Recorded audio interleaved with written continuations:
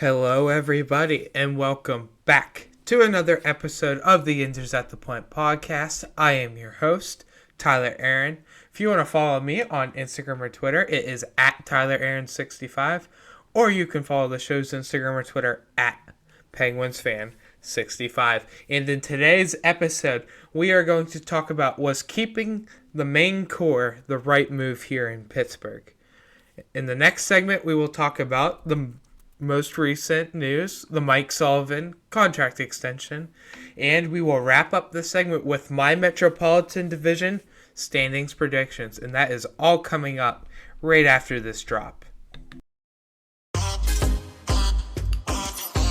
slap me, silly Sydney. Oh, save my face with a rusty razor. Oh, Murphy and the fans are piling like a butcher's dog. Oh, let's go hunt moose on a Harley. Oh, scratch my back with a hat. As he beats Theodore like a rated mule. Ladies and gentlemen, you got it. Elvis has just left the building. Alright, welcome back to this episode of the Yinzers at the Point podcast. I am your host, Tyler Aaron. If you want to follow me on Instagram or Twitter, it is at TylerAaron65, or you can follow the show's Instagram or Twitter at PenguinsFan65.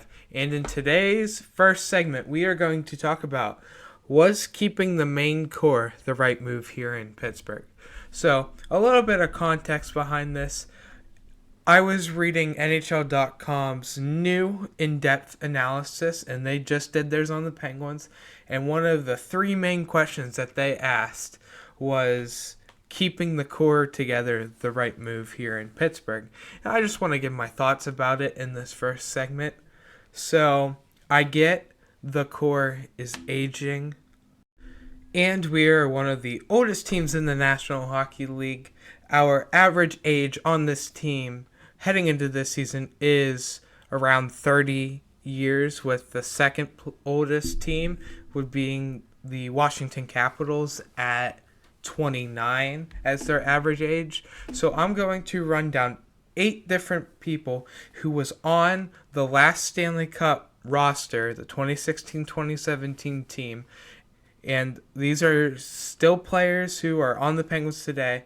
Just for example, Crosby's 35, Brian Dumoulin, 30, Jake Guentzel is 27, Chris Letang is 35, Evgeny Malkin is 36, Brian Rust is 30, Chad Ruedel is 32, and Tristan Jarry is 27. Those 8 players right there, they were on the 2016-17 roster who helped us win a Stanley Cup, who are still on the team today, and I just ran right through their ages. Now, since the 2016-17 season, I'm going to run through each one of those players' stats from their combined stats from that championship winning season to today. So I'm going to start out first with Sidney Crosby. Since 2016-17, he's played 401 games, scoring 179 goals, 292 assists, for a total of 471 points and a plus-minus rating of plus 54. With Brian Dumoulin, since the last Stanley Cup team, he has played 371 games, scoring 17 goals, 79 assists, 96 total points with a plus-minus rating of plus 85. Next up is Jake Guentzel, which in 375 games, he scored 161 goals, 180 assists, 341 points with a plus-minus rating of plus 42. Next up is Chris Letang, playing 301 games since 2016-17, scoring 62 goals, 236 assists for a total of 298 points with a plus-minus rating of 45. Next up is Evgeny Malkin, which in 337 games has scored 149 goals, 237 assists, 386 points with a plus-minus of plus 2.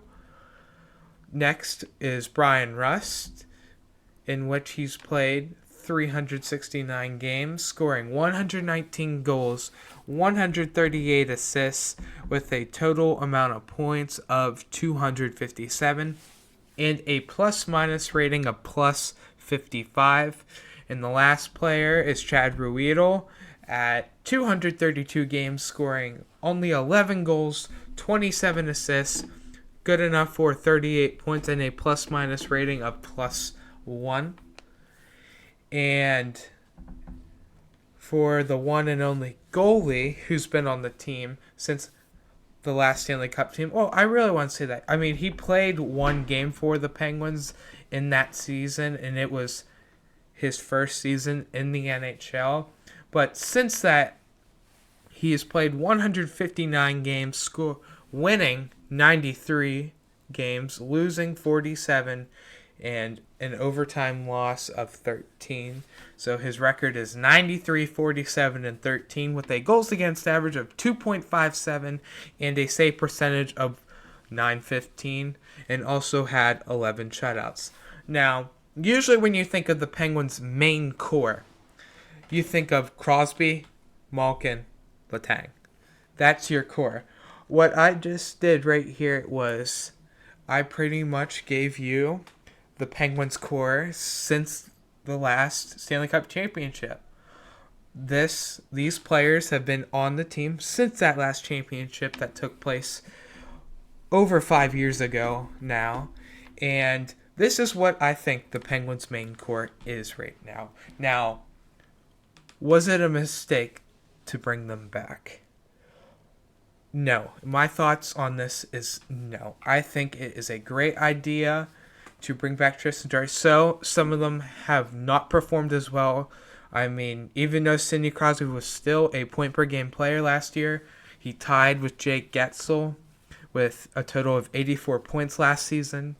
That doesn't mean much, but it's a very decline for Sidney Crosby this past season. Now, frankly, he was out for the first month of the season, but Evgeny Malkin still over 8 points per game too also, but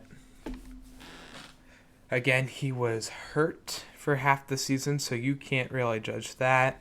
Now, is it time to move on from some of these players? Yes, in a way. I wouldn't see the Penguins moving like Letang, Crosby, or Malkin, but I can see the Penguins parting ways with someone like Brian Dumoulin and Chad Ruedel in the future. So, with that being said, can the Penguins remain competitive with this core? Absolutely. I know the Metro Division has gotten a lot stronger this offseason, and it will be harder for the Penguins, but there's so many what-ifs on these teams in the Metro, and I think the Penguins will be just as fun and competitive. Brian Dumoulin's got to have a heck of a year. Tristan Jarry's got to have a heck of a year if they want new contracts at the end of this coming season. So there is a chance that this might not be the core next year, but the main core of Crosby, Malkin, and Letang, will be here to stay. So, with that being said, the core was the right move to stay in Pittsburgh. Crosby, Malkin, and Letang, all together, this is what their 17th or 18th season. That is obviously a record for the best trio. I wish that the Penguins' main core still consisted of Marc-Andre Fleury and Jordan Staal. Having a main core like that for a long period of time like the Penguins did was unbelievable, of having Crosby, Malkin, Letang, Staal, and Marc-Andre Fleury all on a core from when they were drafted to now. It'd be absolutely unbelievable if that was still the case. So those are my thoughts on, was keeping the main core the right move here in Pittsburgh? Indeed, it was the right move in my eyes. So coming up in the next segment, we are going to talk about the Mike Sullivan contract extension, so please stick around for that right after this. Alright, I am back here on the Injuries at the Point podcast. I am your host, Tyler Aaron. If you want to follow me on Instagram or Twitter, it is at TylerAaron65, or you can follow the show's Instagram or Twitter at PenguinsFan65. And in this segment, we are going to talk about Penguins head coach Mike Sullivan and his new contract extension. So, yesterday on August 30th, the Penguins signed Mike Sullivan to a 3-year contract extension that will kick in at the conclusion of the 2023-24 campaign and will run through the 2026-27 season. So, Mike Sullivan's current contract situation now is he's still locked up for 2 more seasons until 2023-24. Then this extension will kick in and will expire at the end of the 2026-27 season. So what does this mean for Pittsburgh? It means that Mike Sullivan will be the head coach of the Penguins for the foreseeable future here. I have a couple of quotes here from the Mike Sullivan announcement. So the first one I'm going to read is from Penguins general manager Ron Hextall. So yesterday, he said this: Mike is one of the top coaches in the National Hockey League, and it was important for us to have him sign long term. He is a great leader that finds success through communication, honesty, and accountability. We know that Sully is committed to continuing a winning culture here in Pittsburgh. That's what Hextall said. I know a lot of people are thinking that Sullivan should be on the hot seat at the end of this year. I don't think that's the case. It is 100% not his fault for our playoff struggles. It's just that we've been very unlucky with injuries. Fenway Sports Group principal owner John Henry said this yesterday as well. This is a wonderful day for the entire organization, with Mike committing to remain as head coach for the long term with the Penguins. He has clearly demonstrated what an effective leader he is, and it is evident how well players respond to his philosophy, work ethic, night and night, month after month. And then the last quote I have is from Fenway Sports Group chairman Tom Werner. He said, "We value the relationship we are developing with Mike and felt it was important to ensure that relationship would continue long term. He's one of the best coaches in the National Hockey League, and we look forward to our continued collaboration with him and the entire Penguins organization to bring another Stanley Cup to Pittsburgh." Those are the 3 quotes I have from yesterday's announcement.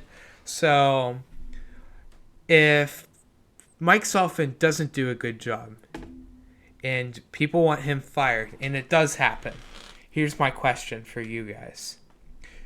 Who would replace him? Who would replace him? I'll put a poll down below this episode, but who would you replace him with?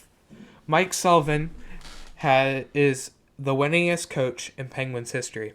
In Mike Sullivan's record as a coach with the Penguins, in 507 games, he has won 297 games, 156 losses, and 54 overtime losses. Think about that. I don't know what the point percentage on that is, but I do know it is one of the highest winning percentages out of all the coaches in the National Hockey League. And what coaches would you replace Mike Sullivan with? Barry Trotz? No, I don't think so. He's taken time off. There's hardly any good coaches out there right now that you would want to replace Mike Sullivan with. I think this is a great thing for the franchise. And look at what the Penguins have done this offseason. locked up Mike Sullivan till 2027. You locked up associate coach Todd Reardon to a 2-year extension. Then you locked up your assistant coach Mike Vellucci to another 2-year extension as your assistant coach. These moves right here shows us that our coaching staff is here to stay. Ever since we replaced pretty much everybody after that desperate playoff loss to the Islanders a few years back. This coaching staff is here to stay, and I love the fact that Mike Sullivan will, in fact, stay in the Berg. Now, just the big question with the coaching staff is, can we get lucky and does our coaching staff has the chance to help the Penguins make it past round 1?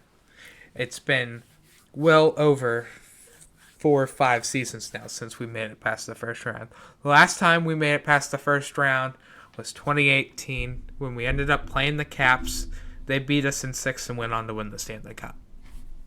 So, that's what I'm saying in here is Mike Sullivan is here to stay. I'm glad he's here to stay. I think this contract extension is perfect for the team, and I am excited to see what Mike Sullivan, Todd Reardon, and Mike Vellucci can do for the Penguins this upcoming season.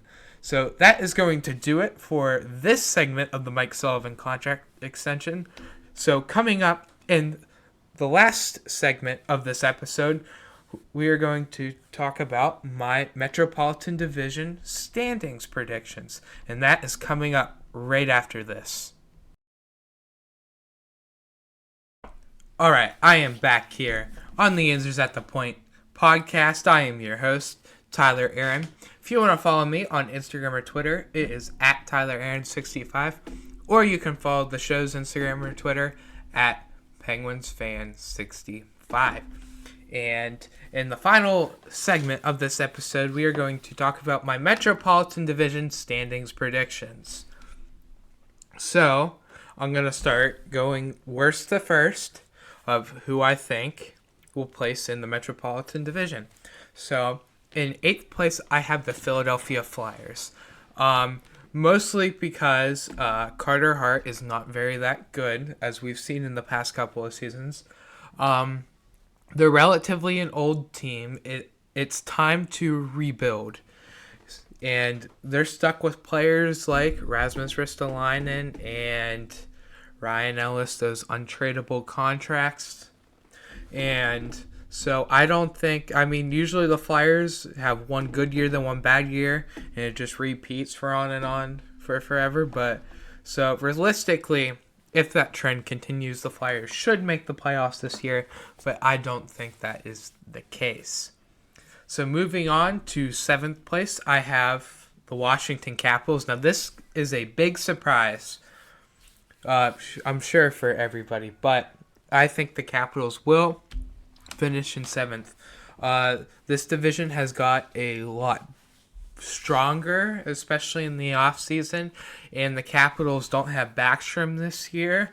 They lost some very good depth people, such as Justin Schultz and Johan Larsson, just to name a few. Their goaltending did get better, but I think as Darcy Kemper and Charlie Lindgren as semi-inconsistent goaltending. We know that Darcy Kemper can struggle a bit. It just depends on what we see from the goalies in Washington. But I think the Capitals will indeed finish in 7th place. So moving on into who I think will finish in 6th place, I have the Columbus Blue Jackets. I think that the Blue Jackets, even though they got Johnny Gaudreau, Johnny Hockey on their team, they still have a lot of question marks, especially their depth, their forward depth in that matter is not, I think they overpaid in Eric Branson. I jumped ahead of myself there. I was going to say forward depth is not as good as the other teams in this, and then they overpaid on Eric Branson. The goaltending is very inconsistent. I prefer having Jonas Korpisalo in net over Elvis Merlinkins. Now, probably Columbus will run a first line of Johnny Gaudreau on the left side, Patrick Laine on the right, and someone like your Captain Boone Jenner at center, or like Cole Sillinger in that matter. So I'm very curious to see what Columbus does this year, but as for right now, I have them in 6th place. So next up in 5th place, I have the New York Islanders. I don't think they got better this year. I know Islanders fans are mad that general manager Lou Lamoriello really didn't do much in the offseason except for that one day like a week or two ago where he just signed all of the Islanders RFAs. But I mean they did get a good young defenseman in Alexander Romanov. He really still hasn't proved himself yet, but we'll see what he can do in the Islanders. I think the Islanders gave it like the 16th overall pick. That sounds a lot like a Pittsburgh Penguins move, like when we traded the 15th overall pick to the Toronto Maple Leafs for Kasperi Kapanen. Yeah, that just sounds like a trade that we would make if Jim Rutherford was the general manager. So, so overall, the Islanders, what I think that they need to do, especially with their goaltending, is Ilya Sorokin is your goaltender of the future, right? So Simon Varlamov is on his last year of his current contract. And most Islanders fans, including myself as a non-Islanders fan, but as a Penguins, I know Simon Varlamov will not stay in the Islanders. I think it's time to move on to Ilya Sorokin as your goaltender for the next while. So I think instead of losing him for nothing, I think the Islanders by the deadline should make a move and trade Varlamov to, I don't know, a team like the Vegas Golden Knights. I mean, Robin Leonard's not there anymore. Trade him to Vegas, for example, and he can play the rest of the year there and then hit the free agency market. It's better to get something for a player than lose him for nothing a few months later. So, next up in 4th place, I have the New Jersey Devils. I very like what the Devils have done this season. They got a nice backup goaltender in Vitek Vanacek. You have Mackenzie Blackwood as your starter. They got a nice forward in Andre Palat to round out the top 6. You'll have Dougie Hamilton and Jack Hughes healthy to start the season.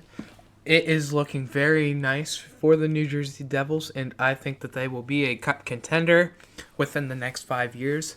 I'm very happy with what the New Jersey Devils did to the team, and I am eager to see what they can do this upcoming season.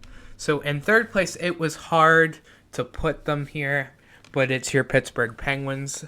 Nothing really to say on the Penguins, but I just felt that the two teams are slightly better, even though both of the teams above the Penguins have their problems. The Penguins have their problems too.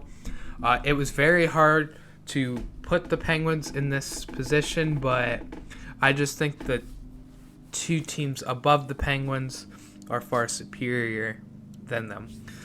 With that being said, in 2nd place, I have the Carolina Hurricanes by just a few points over. I think that the Hurricanes will finish just, 2 or 3 points over the Penguins to take that second. You bolstered your defensive core, adding Brett Burns for hardly anything, too.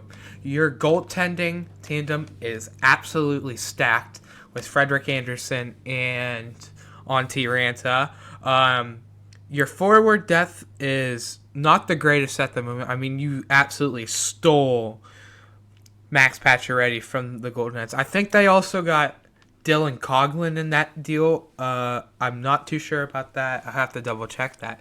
But you got 2 players from the Golden Knights for an absolute steal, and a gem of a young player in Dylan Coughlin. And you also get a player who used to be a captain in Max Pacioretty. Unfortunately, you get the news, he's out for half the season, which sucks. But it was an absolute steal. And then, as your replacement, you go out and you get Paul Stastny. But then, at the end of the day, you're losing. You lost Vincent Trocheck. I don't know why I'm thinking of Vitek Vanacek. And a guy like Nino Niederreiter off your team. So it's very hard for the Hurricanes. Pretty much what they did is they got weaker and older players. I would much rather have Nino Niederreiter and Vincent Trocheck on the Hurricanes rather than Max Pacioretty and Paul Stastny.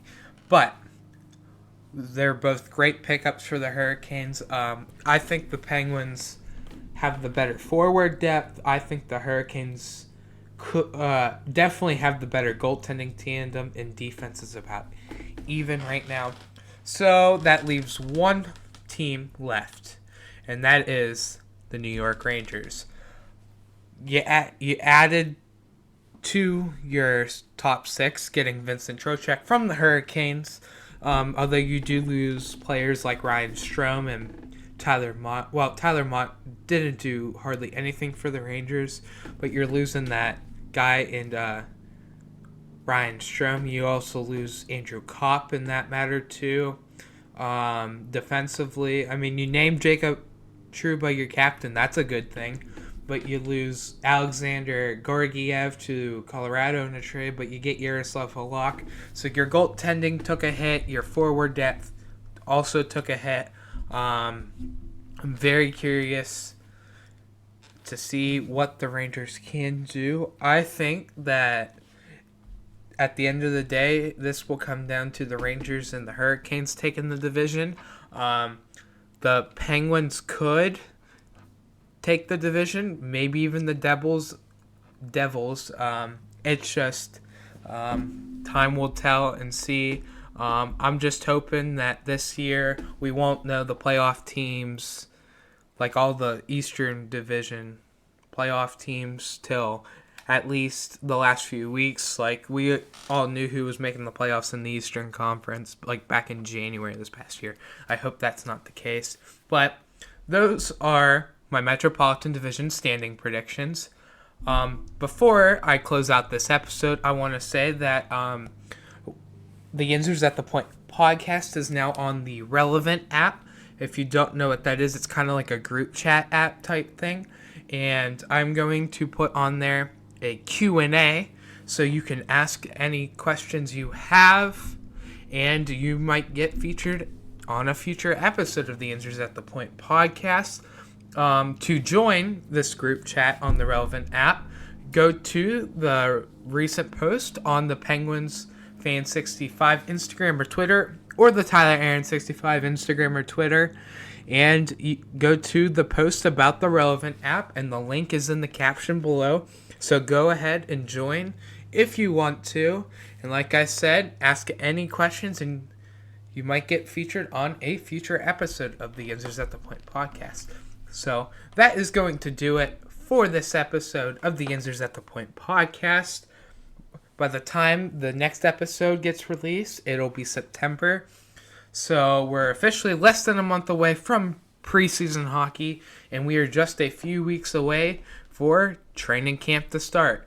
So, yep, that's going to do it for this episode of the Yinzers at the Point podcast, and I will talk to you all on Friday.